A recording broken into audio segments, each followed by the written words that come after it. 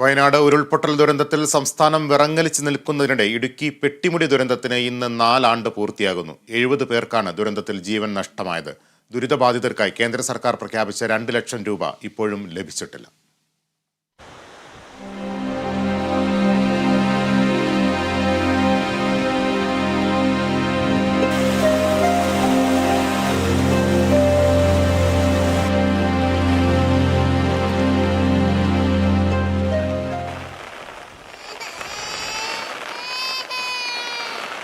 മലമുകളിൽ നിന്ന് പൊട്ടിയൊഴുകിയ ഉരുൾ 2020 ഓഗസ്റ്റ് 6 അർദ്ധരാത്രിയാണ് പെട്ടിമുടിയെ നാമാവിശേഷമാക്കിയത്. അന്ന് കുഞ്ഞുങ്ങളും ഗർഭിണിയും ഉൾപ്പെടെ 70 പേരുടെ ജീവൻ നഷ്ടപ്പെട്ടു. ഇതിൽ 4 പേരുടെ മൃതദേഹം ഇതുവരെയും കണ്ടെത്താനായിട്ടില്ല. അതുവരെ കേരളം കണ്ടതിൽ ഏറ്റവും വലിയ ഉരുൾപൊട്ടലായിരുന്നു പെട്ടിമുടിയിലേത്. എന്നാൽ ഇന്ന് ചൂരൽമലയിലും മുണ്ടക്കയിലും അതിനേക്കാൾ വ്യാപ്തിയേറിയ ദുരന്തമാണ് ഉണ്ടായിട്ടുള്ളത്.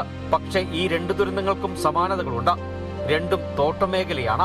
ഒരു പ്രദേശത്താകെ താറുമാറാക്കിയാണ് രണ്ടിടത്തും ഉരുൾപൊട്ടിയത്. മൂന്നാർ ടൗണിൽ നിന്നും 25 കിലോമീറ്റർ അകലെ രാജമലയ്ക്ക് സമീപമുള്ള KDSP കമ്പനിയുടെ എസ്റ്റേറ്റായിരുന്നു പെട്ടിമുടി. തോട്ടം തൊഴിലാളികളാണ് ഇവിടെ താമസിച്ചിരുന്നത്. ഉരുൾപൊട്ടലിൽ പെട്ടിമുടിയിൽ ഉണ്ടായിരുന്ന ലയങ്ങൾ ഒലിച്ചുപോയി. 22 കുടുംബങ്ങളിലായി 82 പേരാണ് ലയങ്ങളിൽ ഉണ്ടായിരുന്നത്. 12 പേർ മാത്രമേ രക്ഷപ്പെട്ടുള്ളൂ. സംഭവത്തിലായിരുന്നു 2020 ஆகஸ்ட் 6ஆம் தேதி. அதில் நாங்கள் தப்பிச்சதில் நாங்கள் இருந்தோம். அன்னைக்கு நைட்டு 10:30 மணிக்கு சம்பவம். நாங்கள் வரும்போது 2:30 மணி ஆயிடுச்சு. எங்கள் கூட இருந்தவங்க எல்லாம் 70 பேர் இறந்து போனாங்க.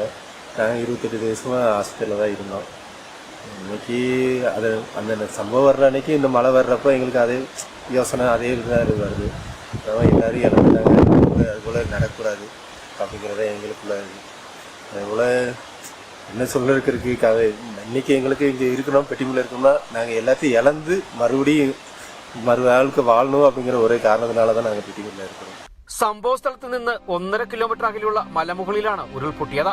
കുതിച്ചെത്തിയ ഉരുൾ നിമിഷ നേരം കൊണ്ട് തൊഴിലാളി ലയങ്ങളെ മണ്ണിനടിയിലാക്കി. വൈദ്യുതിയും മൊബൈൽ സിഗ്നലും ഇല്ലാതിരുന്നതിനാൽ വളരെ വൈകിയാണ് ദുരന്തം പുറലോകം അറിഞ്ഞത്. 19 ദിവസം നീണ്ടുനിന്ന രക്ഷാപ്രവർത്തനങ്ങൾക്കൊടുവിലാണ് മൃതദേഹങ്ങൾ കണ്ടെത്താനായത്. പല മൃതദേഹങ്ങളും കിലോമീറ്ററുകൾക്കകലെ പുഴയിൽ നിന്നാണ് കണ്ടെത്തിയത്. எங்களுக்கு ரொம்ப லேட்டாக தான் சம்பவம் தெரிஞ்சது. அப்போ நாங்கள் போயிட்டு எங்களுக்குள்ள டீம் ERT டீம் இருக்காங்க மூணாரில். அப்போ அவங்களுக்கு போகும்போது நான் தகவல் கொடுத்தேன், நம்ம இந்த மாதிரி ஒரு பிரச்சனை இருக்குது, நீங்கள் உடனே டூல்ஸ் எல்லாம் எடுத்துகிட்டு வாங்கினேன். அவங்க கிட்டத்தட்ட ஒரு 12:30 மணி ஆச்சு. ஏன்னா மெட்டீரியல் எடுத்து ரோடு கிடையாது ஒன்றாந்துடும். இதெல்லாம் சுற்றி வரும்போது ஒரு 12:30 மணி ஆச்சு. அதுக்கப்புறம் தான் நஷ்டத்துக்கு பார்த்துட்டு கம்பளியிலேருந்து ஒரு கம்பளி இழுத்து பார்க்கும்போது அதுலேருந்து 3 டெட் பாடி ஃபஸ்ட்டு எடுக்க முடிஞ்சது. அன்றைக்கி ரமேஷ்குமார் சார் தான் டிவைஎஸ்பியாக இருந்தார். அவர் நல்லா சப்போர்ட் பண்ணார், இறங்கி தைரியமாக பண்ண ஒன்றும் பிரச்சனை இல்லை. அதுக்கப்புறம் கிட்டத்தட்ட 28 நாள் இந்த ப்ராசஸ் நடந்துச்சு. அந்த 28 நாளில் நமக்கு 66 பாடியை நம்மளால் எடுக்க முடிஞ்சது. அது ஒரு பெரிய ஒரு கஷ்டமான ஒரு சம்பவம். இப்பவும் அந்த ஆகஸ்ட்னு வரும்போது நமக்கு இன்னும் அந்த நினைவு தான் മനസ്സിൽ இருக்கு. ദുരന്തം നടന്ന സ്ഥലത്ത് നിന്ന് 1 കിലോമീറ്റർ അകലെ പ്രത്യേകം തയ്യാറാക്കിയ സ്ഥലത്താണ് 6 മാസം പ്രായമുള്ള കുഞ്ഞുൾപ്പെടെ 66 പേരുടെ മൃതദേഹങ്ങൾ സംസ്കരിച്ചിരിക്കുന്നത്. മൃതദേഹങ്ങൾ കണ്ടെത്താൻ കഴിയാതിരുന്ന 4 പേർ മരിച്ചെന്ന് സർക്കാർ പ്രഖ്യാപിച്ചു. കുറ്റ്യാർ വാലിയിൽ 6 മാസം കൊണ്ട് വീട് നിർമ്മാണം പൂർത്തിയാക്കി KDSP കമ്പനിയും സർക്കാരും ദുരന്തബാധിതരെ പുനരധിവസിപ്പിച്ചു. മാതാപിതാക്കളെ നഷ്ടപ്പെട്ട വിദ്യാർത്ഥികളുടെ പഠനം സർക്കാർ ഏറ്റെടുത്തു. പ്രഖ്യാപിച്ച നഷ്ടപരിഹാര തുക മുഴുവനും നൽകി. അതേസമയം കേന്ദ്ര ഗവൺമെന്റ് പ്രഖ്യാപിച്ച 2 ലക്ഷം രൂപ ഇതുവരെ ദുരന്തബാധിതർക്ക് നൽകിയിട്ടില്ല.